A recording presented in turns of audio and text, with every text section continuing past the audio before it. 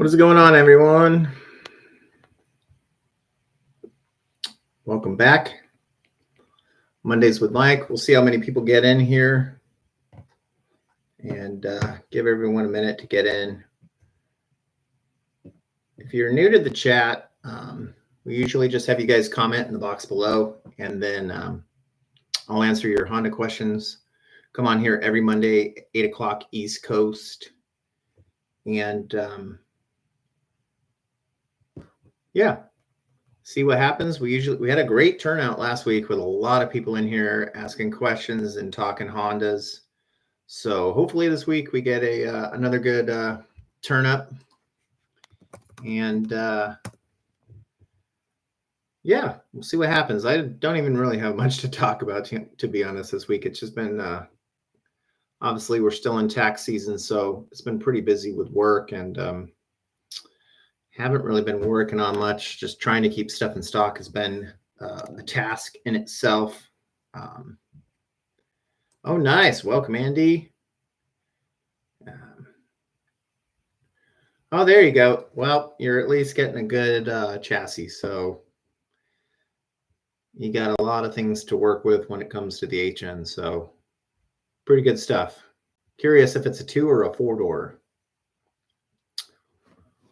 So yeah, just finally getting hot here in North Carolina. We're in the 80s this week. Oh, 4-door, my favorite chassis.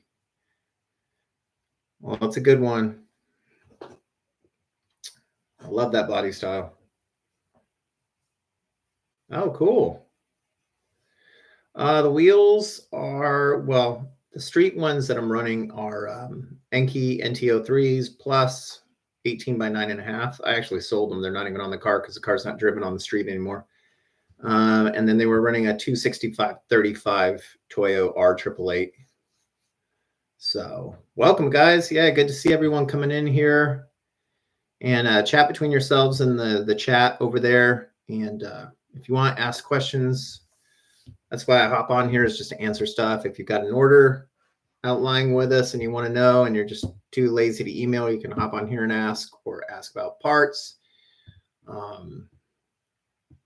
Lots of stuff is definitely selling out, especially if you own a brand new Type R. Good luck getting anything. That stuff flies off the shelf like crazy. It's insane. I think definitely way more popular of a car than the FK8 was. And yeah, it's pretty nuts. And same with the 11th gen, even the 1.5. Now you're seeing a lot of people starting to mod those now that they've had them for a year or two. So a lot of parts are just flying off the shelves. Downpipe wise, I can't even keep up. Even making ours, I'm still at like a 2-month wait right now. By the time I get my next batch, they're basically already sold out and on to the next batch. So, yep. Yeah, I've always been saying the FL5 is way better looking, and a lot of people talk trash, and then you kind of see everyone trading in their FK8 for the FL5s, which is pretty funny. So interesting to say the least. I love the FL5. I mean, that's why I bought my FL1, was I just love the body style, and the Civic Type R wasn't even out at that point. I don't even know if they even, I think when I bought my FL1, I don't even think they knew what the FL5 would even look like. Oh, nice. I would definitely recommend, honestly, the MHI Stage 2. The reason I say that is you're going to still, it's not going to be too large. So you're going to have a better spool than some of the larger drop-ins. I mean, honestly, you could even stay with the FL5 factory turbo and just simply just get downpipe, front intercooler, front mount, and flex fuel kit, and just be happy with that and take care of the cooling stuff with the car and just your brakes and that. So yeah, I mean, the thing is you go with these bigger turbos, they're going to have a little bit more lag. And if you're really looking for some Canyon stuff, you want that kind of sweet spot right around 3,500 RPM, 4,000.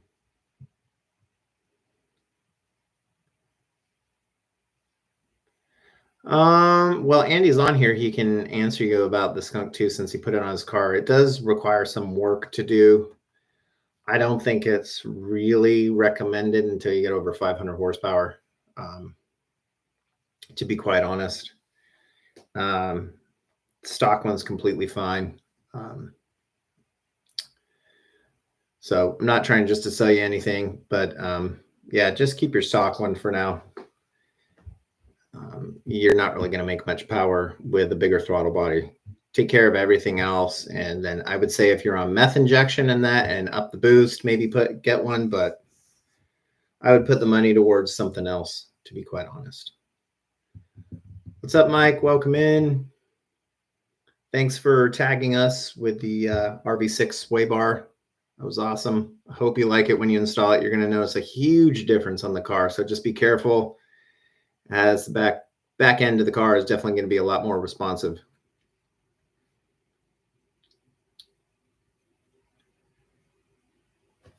Cool. Welcome in, everyone.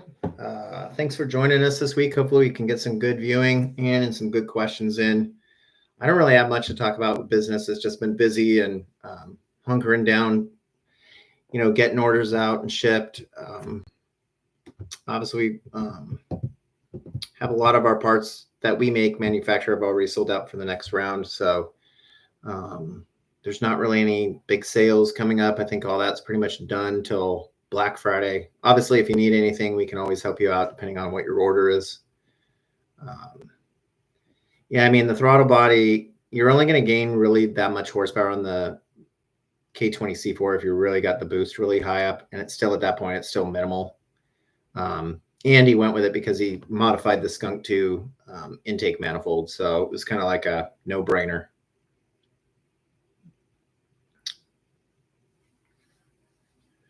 Well, the 8th gen chassis, actually, that one is pretty cool because you have the, the 4-door Type R that was in Japan was just sick.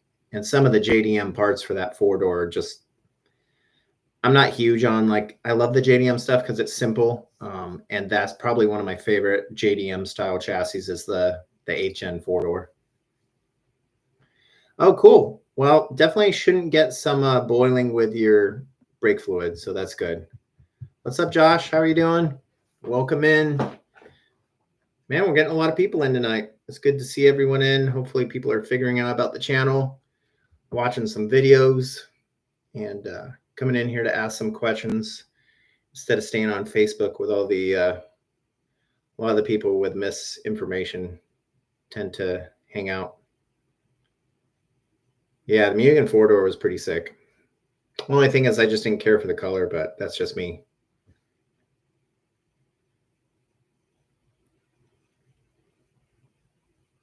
On our FL1 for the K20 swap, am I making our intercooler stuff? Yeah, we are. Basically, I did a different type of design because of where we're mounting the turbo. It's actually going to be up in the very front of the car and forward facing. So it's actually going to have a V-band right into the top of the intercooler. And then the exit will actually be underneath the intercooler. So just trying to cut down piping a little bit, clean up the bay. And then the turbo is going to be forward facing. So basically right in the front grille, you'll just see the turbo. So it's just straight cold air right in. I think it's probably going to be the best solution on the car and probably will look the coolest, hopefully. So the car hasn't been picked up yet for fab work. So I think that's still about another 3 to 4 weeks. So and then once they have the car, I'm going to probably tell them that I really would like them moving on the car pretty quick. So I would say within the next month to 2 months, we might have some. What's up, Mr. Mark Outram? We might have some information and pictures of what we're actually doing so you guys can check it out, which is cool. But yeah, super fun. Yeah, I'm excited to show you guys what's been in my brain for the past 2 years with this car. When I decided to K-swap it and kind of go all out and crazy, because my plans honestly weren't to really do that much to this car except for just a fun daily driver with the 1.5. And then obviously as we've kind of been dominating the 11th gen 1.5 group, I just figured it was time to just kind of go all out on this car, and that's just what we're going to do.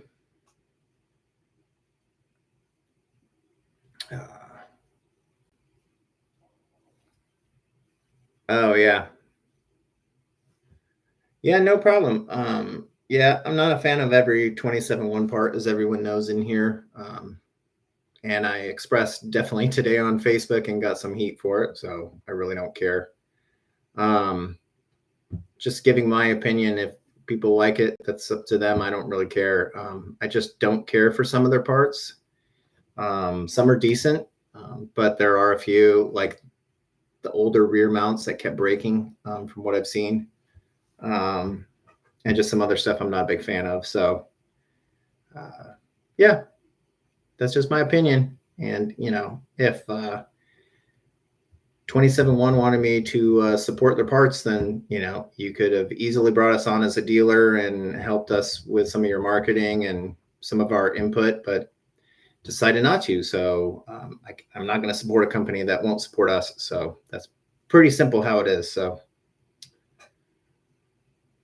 yeah, thanks. The car's just sitting in North Carolina right now. Yeah, no Chinese parts from me.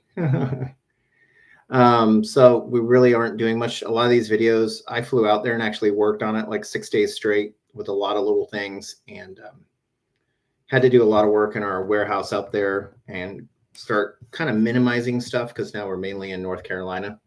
But the car is sitting there ready to go. I've got all the parts laid out in the car, and it's just got to get picked up by a tow truck. The only problem is I left the parking brake on, so I just got to get it jacked up to get on the tow truck, but it's not a big deal.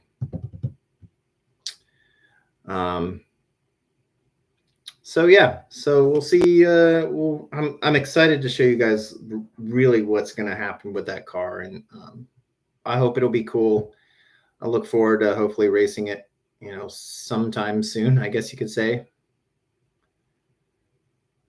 Oh, sweet. Well, I definitely would recommend. Obviously, not knowing on the 8th gen how many miles are on the motor, I would definitely always say if you're going to go turbo on some of these older chassis, you definitely want to kind of rework the motor. Pretty much a 10-to-1 compression piston on that engine's pretty good. Simple setup would be pretty much like a JE piston with a Manley Turbo Tough rod. That'll get you right around 600. And nobody really makes turbo kits for the 8th gen anymore, unfortunately. So you've kind of got to piece it together yourself. And you can just do like a Sidewinder K-Series manifold. There's a couple companies out there that still make them. And then you got to fab your intercooler and piping and downpipe and all that. But yeah. Yeah, just it just depends on what you want on there. I mean, like a GTX 35 turbo with a K24 is like the sweetest turbo for just that sweet spot of 500 to like 800 horsepower in there. And obviously when you go Garrett, for the most part, they pretty much are reliable turbos.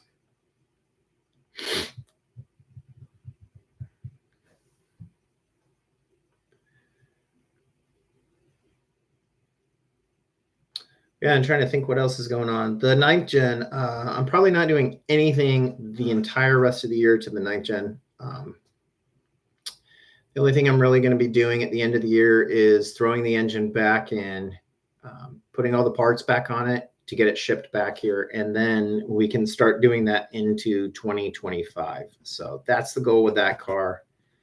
Kind of a pain in my ass at this point. I want it done, but it's just, I think I've gone a little bit too far and above and beyond on that. And then now with the 11th gen, I just can't put any money into the 9th gen. So all the fun's got to go to the 11th gen right now. So yeah, that's pretty much it. I don't know of anyone else. I haven't got any wind of anyone coming out with any parts. I know Acuity are coming out with an 11th gen shift kit. It's not the shifter, first off. It's just going to be their shift kit, which is like short throw, the rocker arm, the spring, stuff like that, which is good for most because the stock shifter in that car actually shifts pretty nice compared to the 10th gen. It just needs a little of the slop cleaned up in it. I like the shifter really tight, so that's why I ended up modifying it and just throwing the Acuity from the 10th gen in. But yeah. So yeah, welcome in everyone. Happy Monday. We're here every Monday. So if you want to come in every Monday at 8 o'clock, I usually get on here unless I'm traveling somewhere, which won't be for going somewhere in the beginning part of May. So I probably won't be doing one then. And I think that's it for a while. We're pretty much going to be based here for a while until I think September. I go away for a vacation. So that's about it. Just working, 24/7 and enjoying helping everyone out get their parts. One thing I want to talk about right now, a lot of you, this will help all of you out regardless who you're ordering from. I ship a lot of stuff out US Postal Service. It's usually, for the most part, helps me pretty much most of the time. However, right now I've gotten a lot of emails from people that are like, what's up with my order? Can you check on it? I think a lot of the warehouses that the post office use on the East Coast are having a lot of delays right now, it seems. And if you Google it, you can see they've shortened people's hours, they've laid people off. So they don't have as many people working. So I think a lot of these shipments are getting into certain facilities and they're just sitting there. So yeah, if you have an order in with us and all of a sudden it's just stopped somewhere, just be patient. It might be an extra 2-3 days. So yeah, I heard Fayetteville is having issues. Charlotte Hub's having issues. I definitely know New York is because I have a couple orders that have been 20 days now. But remember, we're building back better. So, we got to stay calm here. So yeah, just wanted to kind of let people know that because I've gotten a lot of emails about it. And honestly, there's nothing you can really do until the product is actually lost to put in a claim. Because if I check on it, they're just going to tell me exactly what I told you, which is it's sitting waiting, or it's on a truck waiting. So yeah, just wanted to give everyone an update because you guys might be shipping out post office. So maybe choose FedEx or UPS if you need something faster. But it's only certain areas in the country that I've noticed because a lot of people are getting stuff pretty quick. Yeah, well, the gas thing is because of the Middle East. So that's why it's went up, because everyone's scared that we're not going to get any oil because we don't manufacture any here because we're all about EV cars. So.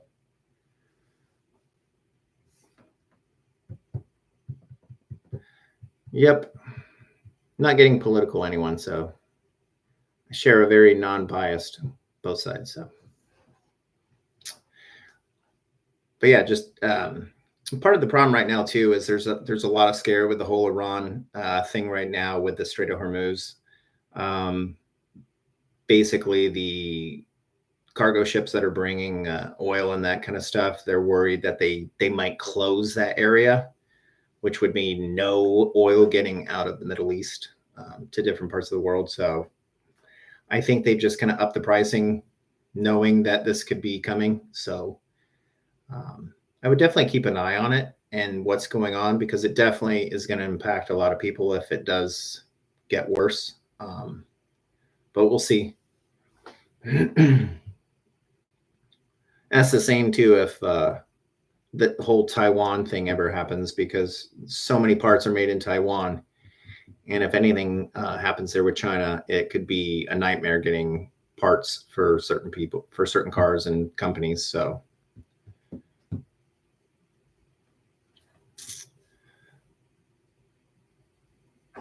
yeah, the studs are out of stock. I just sold the last set that I had here to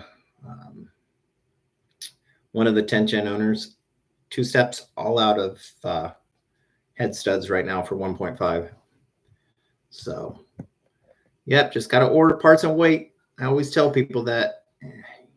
I got a lot of guys with Type Rs that just want to wait and not be patient and order and just wait for their parts, and they just never end up getting anything because they just want to wait till someone actually physically has one. I can tell you right now that one of the companies that I get wholesale PRL Type R intakes from just had 150 and they sold them all in 15 minutes. So that's how fast they go when they come in. I had like 30 last week and it took me 2 days to sell them all. So they definitely do not last in stock, especially right now.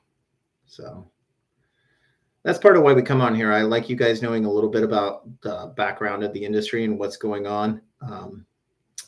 And especially with the whole parts situation still, it's still somewhat, the supply chain's still been an issue since COVID. And right now it's more just, there's still a supply chain issue, but now you've just got so many people that are modifying these cars at one time and they just can't keep up with the production. And you saw that with the 10th gen Civic, especially during COVID, so much stuff sold out and was, I would say, a 2-year wait. And then all of a sudden you could get 10th gen parts everywhere. And 10th gen parts are usually never sold out anymore. So the only reason certain parts are sold out is because 11th gen owners are buying them for their car. But yeah, that's just the whole thing with everyone modifying at one time. The cool thing is, I'll bring it up. Andy can talk about it in here. Andy, I shipped him a Type R mount from a Hasport mount for the Type R, and he got around to finally, we've been talking about it for a couple years, we finally got the transmission mount on the Accord. So Andy we have to do some custom fab work, and I'm going to see if we can get someone else to make it, or Hasport will actually make this mount finally, because I think a ton of people would actually order it for the Accords. But yeah, it basically mounts up, but there's one change that needs to happen. So hopefully we might have a solution coming up sometime soon. And thanks to Andy for testing that out. And yeah, good feedback. Well, I mean, you can go to my site if you want to buy parts. I sell tons of HN stuff. And if I don't have it, I could probably add it. We're not a huge 8th gen company. I think a lot of people go to K series parts. Probably for those. There's another company that a lot of people go to, and I have no idea why, but I'm not going to mention them on here. But yeah, we sell stuff. I mean, like I always say, like, support us, support another company. It goes a long way. Try not to buy anything on Amazon. Look at some of these companies. There's a lot of companies that have been bought out and are run by, companies that just pump in money. So they're not really small business anymore. So it's up to you to do the research. I think supporting small business is always a good way. And in my opinion, you get a better customer service aspect of that. Yeah, I mean, I buy a ton of stuff on Amazon. Don't get me wrong. Especially where I live, it's very remote here, and we don't have options to get everything with ease. But I try to support small business as much as I can. So it definitely helps, buying things direct. Amazon, eBay, they take a huge chunk of money from these small businesses. They probably make more off the part than the small business does, let me say. If I sell something at like $500 on eBay, they will take a $200 cut for putting it on eBay. It's different with business. So, I mean, there's a lot of stuff I won't even put on eBay because I'll literally lose hundreds of dollars on a part because it just doesn't make sense. So I don't know how some companies do it. If they just have literally no turnover, they just turn so much over that they're making a couple bucks a part, and I don't know. But yeah, I only have a couple things online that I sell, and most of them I lose money on every single eBay transaction. The funny thing that I've got on eBay as a business, and it's just so weird to me, is the amount of people that will see something brand new for sale on eBay and then shoot me a price to barter with me on that. Like an Acuity shifter is $440, let's say, and I'll get a guy that wants it for $320. It's like, dude, like, this is a business. This isn't a charity. Like, go away, please. And I will literally drop any customer that is like that. I don't want to deal with. And I think people like that are just, I like helping people out, but like, there's got to be a point, and those people that usually take the biggest discounts and whine are the biggest complainers and usually the first people to file a claim and probably go online and bash your company for something stupid and small. So it's easier just to stick with good people and customers and give them the best customer service. They definitely, the reverse flow Acuity lines definitely make a ton of difference. I don't know if you've watched some of the video on it. It's just reversing the flow so it keeps the hotter liquid at the top of the radiator, and as it goes through the radiator, it cools, so you don't have all this hot coolant sitting right next to the intercooler. I wouldn't say it's a huge degree difference, but it does help, and anything helps, especially if you're racing these cars or beating on them a lot. It's definitely going to help a little bit. Every little thing will help, and I think it's such an ingenious thing that Acuity came up, to be quite honest, with these. And I don't know if a lot of you know Acuity, the owner Russell. He used to work for a company that did a lot of cooling stuff for F1 cars, so he has an engineering background, and he definitely knows his stuff when it comes to this. So, and hopefully we can see a lot more good Acuity parts this year. I'm excited for their Type R intake, or inlet pipe intake, or whatever they're working on, that they kind of teased a little bit about.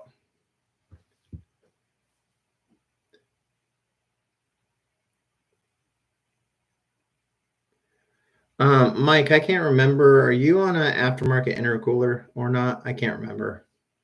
I mean, you're always going to see some higher temps, obviously, through the whole engine when you do back-to-back pulls. It's just kind of natural with heat soak from the intercooler, from the radiator, intake, all the equipment on the car. So, I mean, back-to-back stuff, it's definitely going to keep heating up. That's pretty normal. Yeah. Well, I'm definitely used to it with the living in Arizona.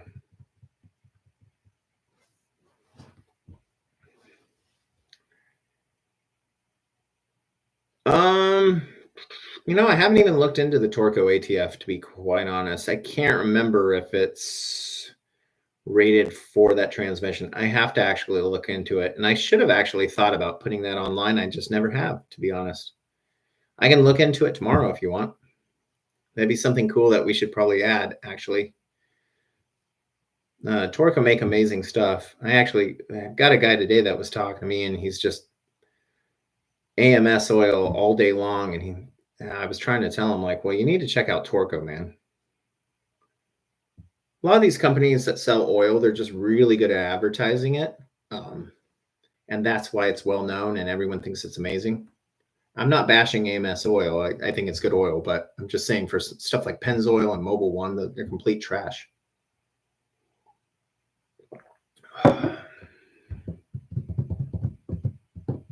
Yeah, plus I like Torco too. They're a smaller business. They're in Southern California.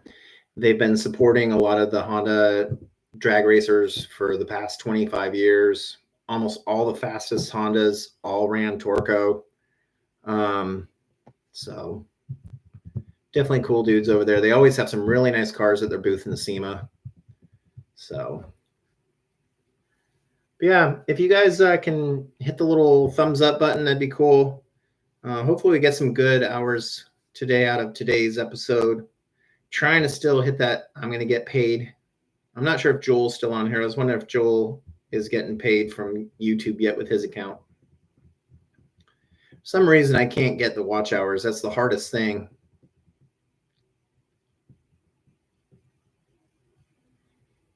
Well, that's always good. Yeah, Torco makes some good stuff. I mean, their SR5 oil is hands down amazing, amazing oil. I really wouldn't recommend that until you're really pushing some really huge numbers or that, but it's some really nice oil. It's about $20 a bottle. But when you have cars making this much power and you care about them, you gotta spend the extra money. It's like taking your girlfriend out on a date, and you don't take her to Taco Bell. You got to take her out, wine her and dine her a little bit.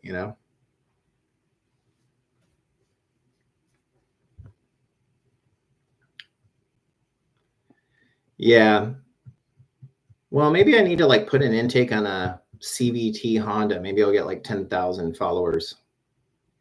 I feel like the videos that people literally have no idea what they're talking about in the car world get like the most views. It just seems like that. Like there's one guy, I can't remember his name. He's got like 45,000 followers. And like I can watch an episode of his and it's like, dude, you just said like 8 things that are completely wrong.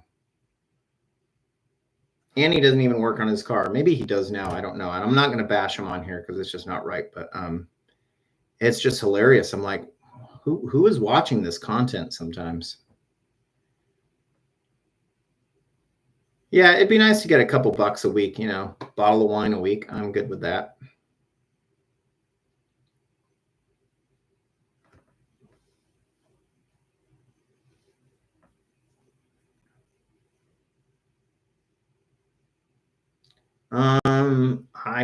I've never ran the Precision Works rear mount. It's pretty much just a copy of the Hasport one, to be quite honest. I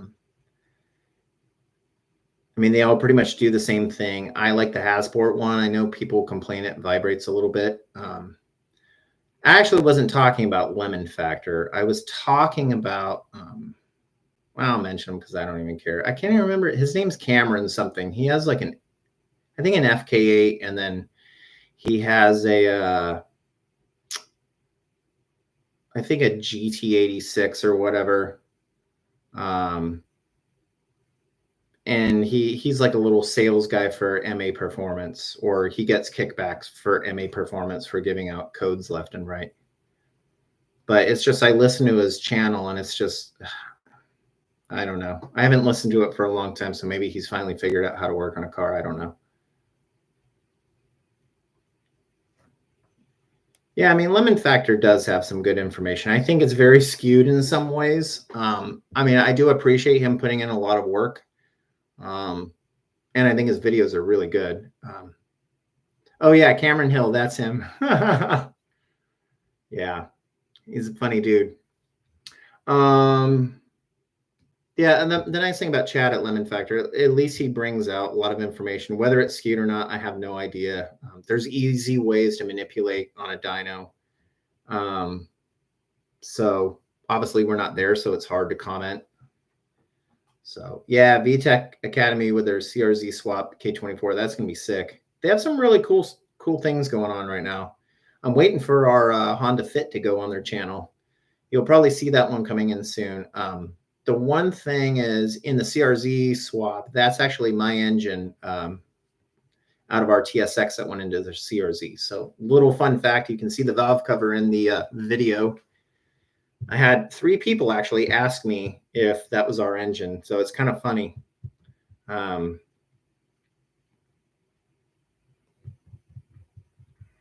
It's pretty funny.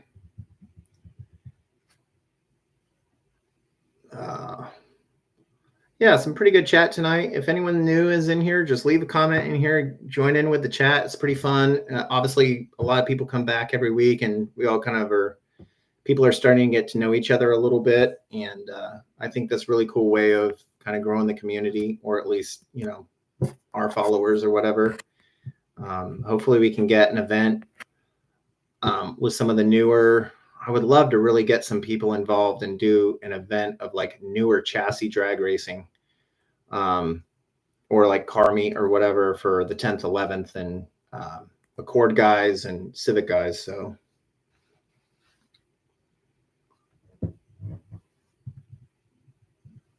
yeah, VTech Academy, God, I've been watching them since they were at like 5,000 followers. And I actually make a couple debuts in a couple of their videos. I was on their live chat. It's kind of where I got the idea for doing this every week. And they actually have a lot of people in a room just talking together.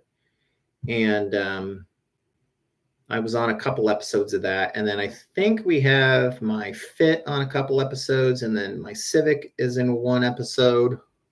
So you'll have to look through. These are stuff from 2, 3, 4 years ago. But yeah, definitely. I mean, honestly, like the guys at Hasport, probably the nicest people in the community. Brian Gillespie has probably done more for Hondas, honestly, than anyone else out there. As far as, bringing swaps in the first place 20 something years ago to the market and really building the Honda brand for aftermarket. I mean, a lot of people want to buy some of these companies that have ripped off some of their ideas and sell the same part. And I just can't accept that and support anything like that. So if you guys think I'm talking about PRL, I'm not. PRL changed up their mount. That's why theirs is actually a really good one. They made it more for people that don't like the vibration, so they redesigned it in a different way. I'm talking about some of the other ones.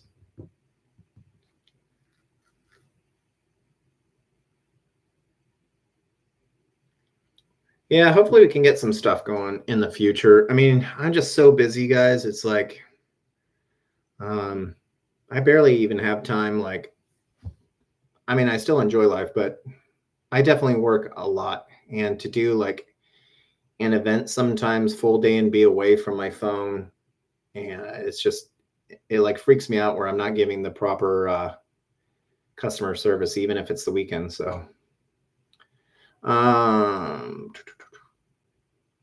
there's not an electric water pump for the 1.5.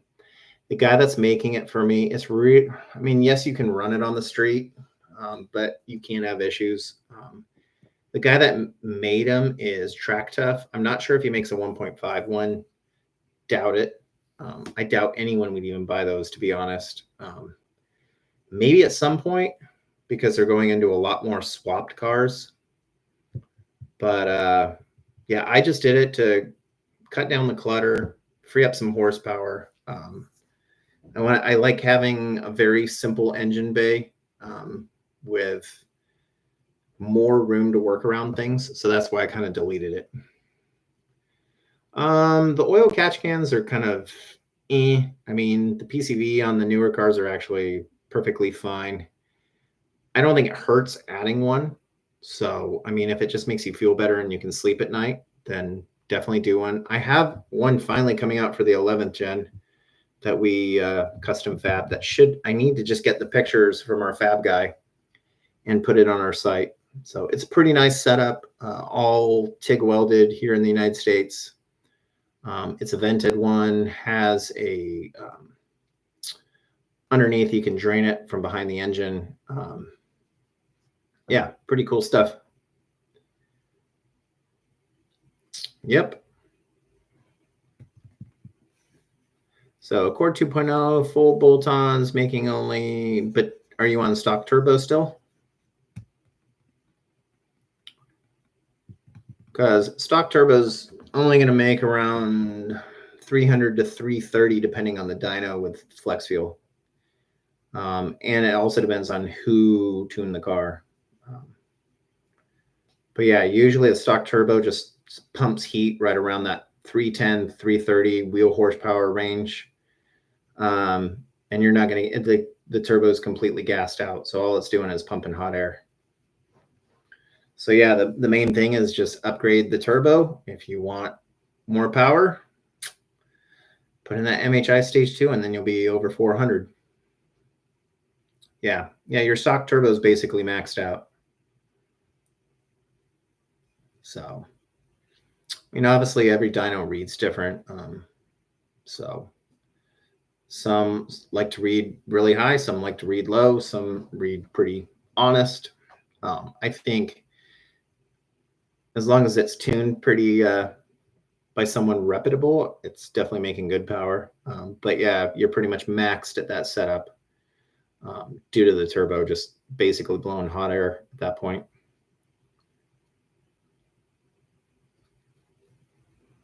But yeah, time for a turbo swap, man. That's where it's at. Get rid of that boring stock turbo.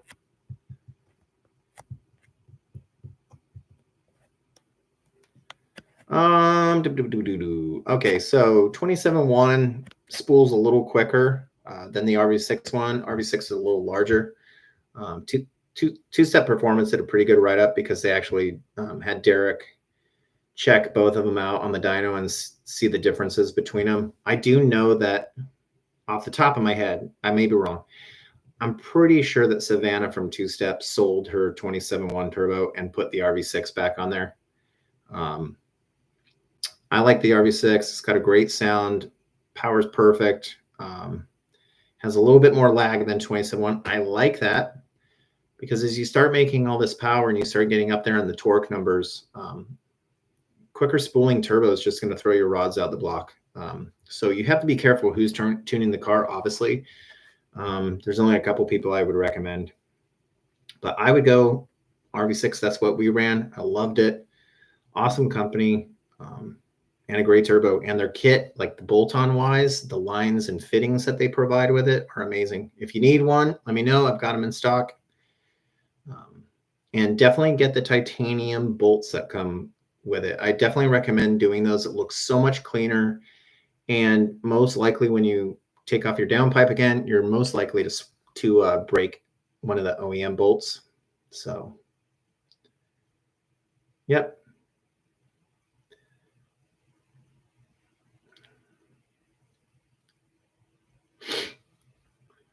Best intake for the 8th gen would be the hybrid. If you're going to stay NA.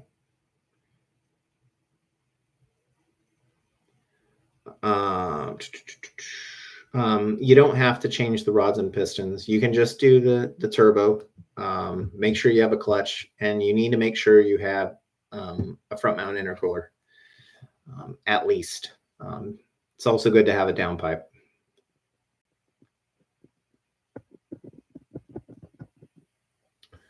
Yep. But yeah, you're going to want to be like with the RV6 turbo on an SI. We actually would have made more if we had the SI computer on our car. Unfortunately, the Sport Touring ECU doesn't put as much of a PSI number at the injectors as the SI does. So we ran out of fuel. But you can pretty much get around like 330 wheel horsepower and like 305 torque. And that's still pretty dependable. So you may want to change your head studs also just to be safe. But yeah, that's pretty much it maxed out. So, but yeah, cool. Welcome in, everyone. I keep seeing people adding. So good to see some people are joining the chat here. We come on every Monday at 8 o'clock East Coast. So if just jumped on right now, you can always join us next week too. We usually are on here for about 45 minutes to an hour, depending on how well the chat's going. Yeah, definitely welcome into the new people that are new in here. I try to get on here to talk about Honda stuff and just get out some information out there in the community that a lot of people don't know about. And Facebook to me has just really turned into a bad place in some aspects, getting information from a lot of people that don't really know what they're talking about. So figure this is a good way. There's a lot of people in here that I respect in the community that are in the chat right now. So they can also chime in and I'll answer any questions that you guys feel free to answer or ask. So honestly, we've been in business since 2009. I started this business just out of my pure passion for modifying cars and figured it'd be a kind of a cool thing to do. And took off with our 9th gen Civic and just kind of blew up, and we just keep growing every year from there. So from what I see, from what people tell me, great customer service and pretty good pricing. So yeah, and knowledge obviously of the cars that we offer. A lot of people ask why we don't offer the older stuff. It's not that I don't know anything about the older Honda stuff. I just want to concentrate on more RSX stuff and up. I've had older Hondas in the days. I used to have a B16 carbureted 92 VX hatch. This is back in the day when like people just figured out locking VTEC. So I think this might have been around 97, 98, probably somewhere in there. So, but yeah.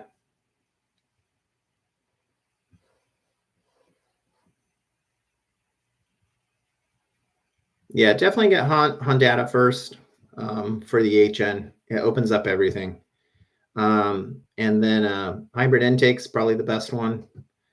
And then just some headers, whoever even sells them anymore. I think I have the Skunk 2 ones on. They're actually pretty nice, especially for the K24. You need to watch on the primary runner size, because some headers are only meant for a K20, and you need actually the larger, which Skunk 2 makes, that help the K24 breathe a little better. So,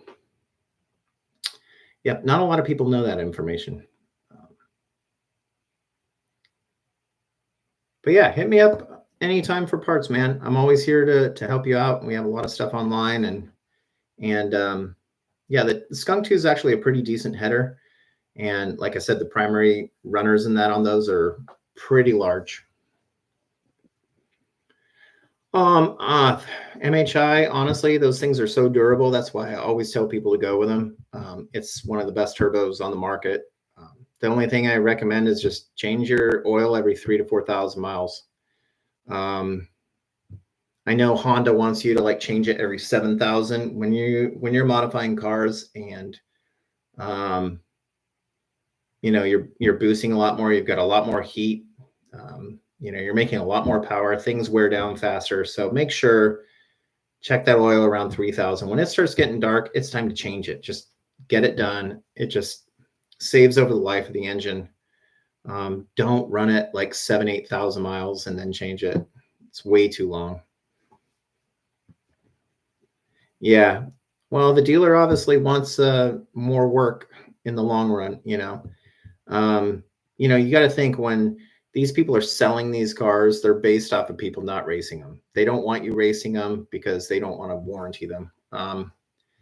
I think the whole thing with the oil change at 10,000 is complete stupidity. Honestly, I don't know why Honda would ever say that, especially with the amount of heat that the turbo creates.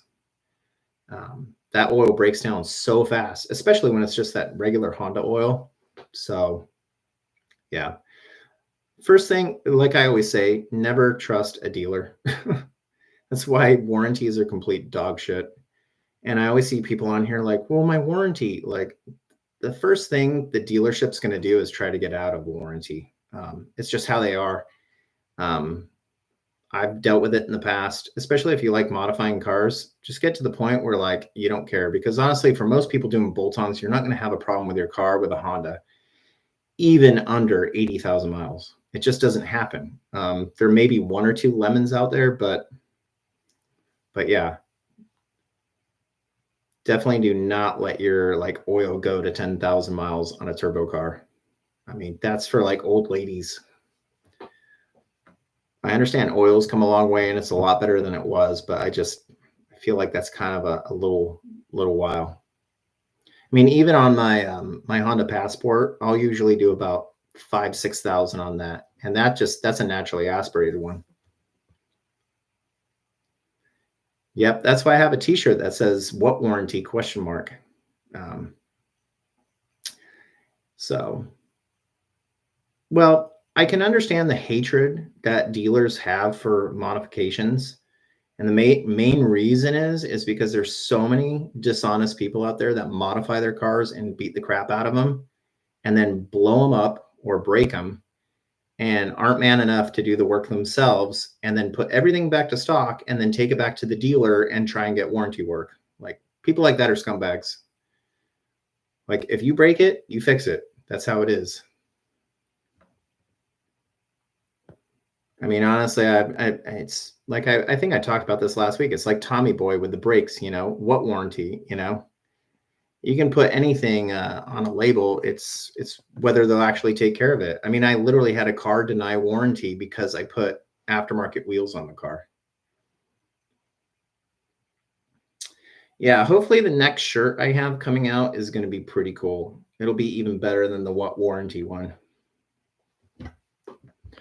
Yeah, the Honda Bond leak. Well, there's a couple. They have issues with a lot of them, and I actually got into it with one of the parts guys who thought he knew more than me. And I was looking for a gasket because I'm trying to get a solution made for it. And I said, "Oh, it's a gasket that leaks all the time." And he goes, "There's no such thing as a leak all the time. That doesn't happen. I've never seen that." Like, I work on these cars all the time, and they're never going to admit to anything. So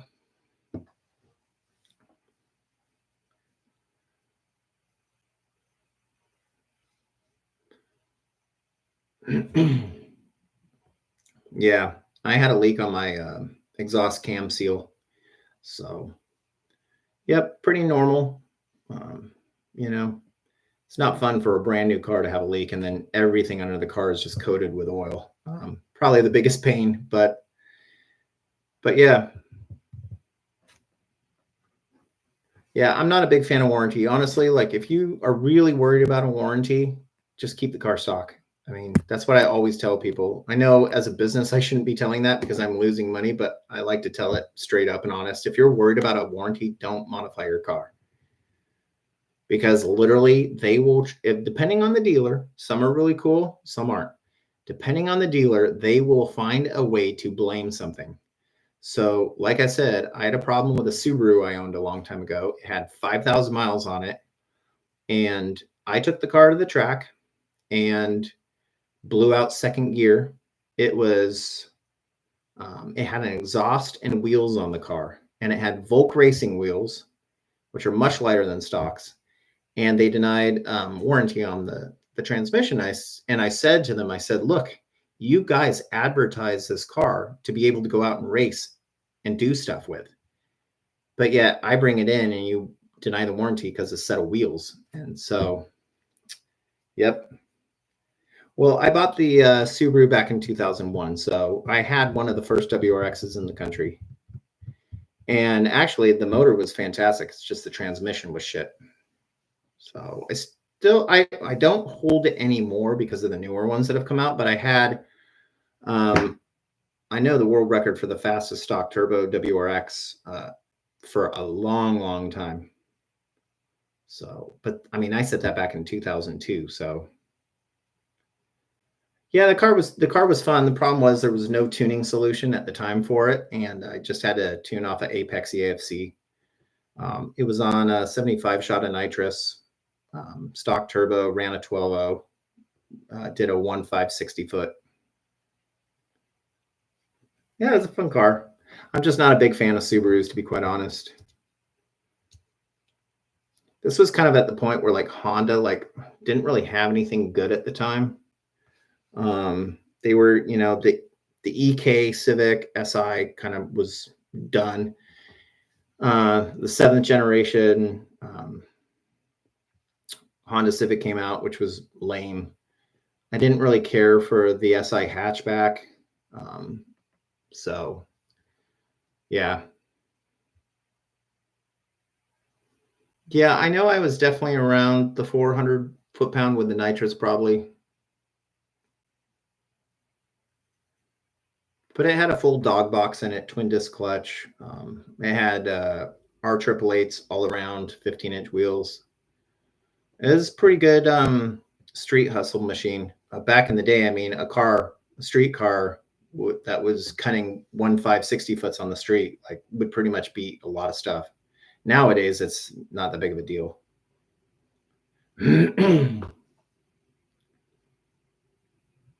Yeah, the STI training is pretty good. It was the standard WRX. The second gear is just like glass and very known for braking after I bought the car and figured that out quickly. Yep.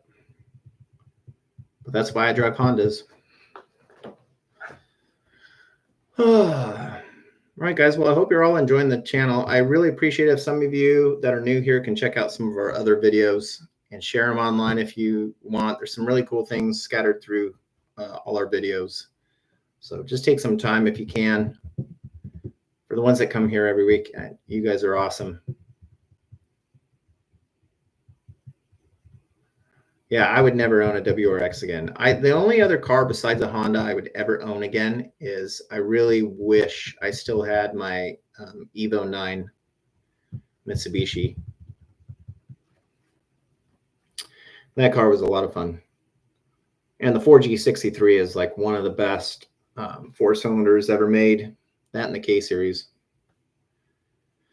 Yeah. Oh, I should send you some of the pictures of mine. I had a GTX 42 on it. It was nasty. Busher built aluminum rod motor, dynoed 1100 wheel.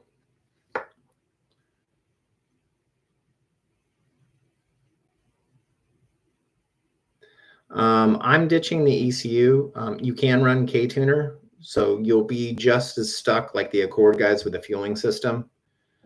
I'm actually doing a Haltech on our 11th gen, so we're ditching the DI completely. It's just going to be straight port injection, probably 2200 cc's. I think that should get us around where we need to be. Hopefully. Still haven't really thought that too far into it, but yeah.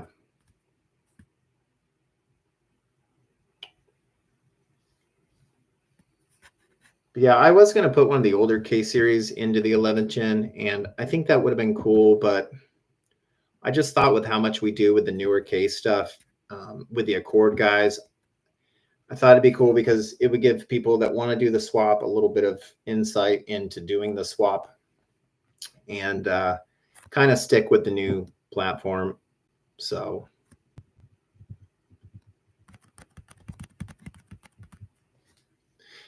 yeah, so I mean, if you ended up swapping the K20 C4, you can keep the DI, just run the K-Tuner. MHI, you're going to get around 420 wheel, which is fine for most. And then after that, you're just going to need to run meth injection if you want more out of it.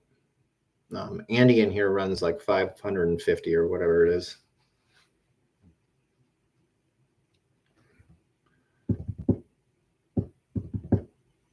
Yep. But yeah, we've been doing the newer K stuff. I mean, I think we're one of the companies out there that I think a lot of people trust with the Accord community. There's a couple other ones, but I think we're probably, I know a couple other people bought Accords and tried to make a go of it to try and bust into the market, and they just didn't really get anywhere. So I would probably say 80% of the swapped Accords out there probably bought their stuff from us, most likely. And I can say almost 80% of all the people that are in the top 10 fastest Accords probably have all bought from us. So, yep. Yeah, 93 is way not enough for an MHI to max out. Yeah. You gotta remember, this is a Type R turbo that's modified. So, and the fuel system just isn't enough. So, in the Accord. Pretty much, I mean, 93 nowadays isn't really that great of a fuel. I mean, it really should be the least octane you run. 91 is just, it doesn't even really do much when you modify. I mean, E30 is going to be your ticket. Like I said, Andy's on E70. He can run that high because he's running the meth with it. So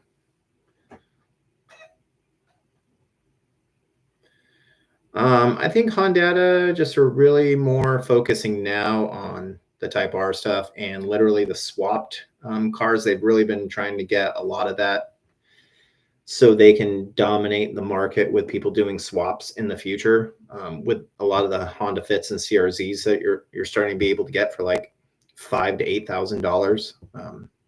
You know, these are cars that are, especially if you find a CRZ where the factory battery's gone. I mean, you can get these things cheap, and they're 300 to 400 to 500 pounds lighter than some of the new age cars. So it's a really good car to kind of have, you know. I mean, power to weight is everything. Yeah, well, you move to the 6262 if it ever comes in.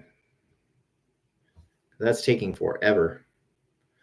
All right, guys. Well, I think I'm going to hang it up for the night. I know we've all been having a good time in here, and appreciate all of you coming back in this week again to come back and support the channel.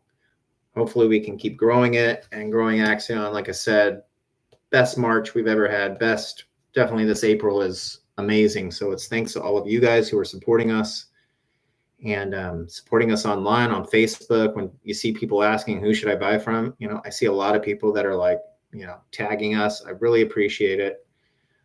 You help me honestly make a living for one, but also get to do what I love to do. So yeah. Well, 4-piston, I saw a couple cams that are cracked today from a couple owners. So just be careful who you get parts from. There's a lot of shady companies out there that don't stand by their parts or racing in general. And, yeah. Andy will say it best. I got to watch what I say because I'm a business, obviously. But, yeah. There's a lot of stuff in the community you can read about different companies. So, but yeah, well, thanks, guys. Thanks. I appreciate you guys all tuning in, and definitely hope to see all of you back next week on here, and think of some questions to ask or whatever. If you need parts, just hit me up. Like always, till next time.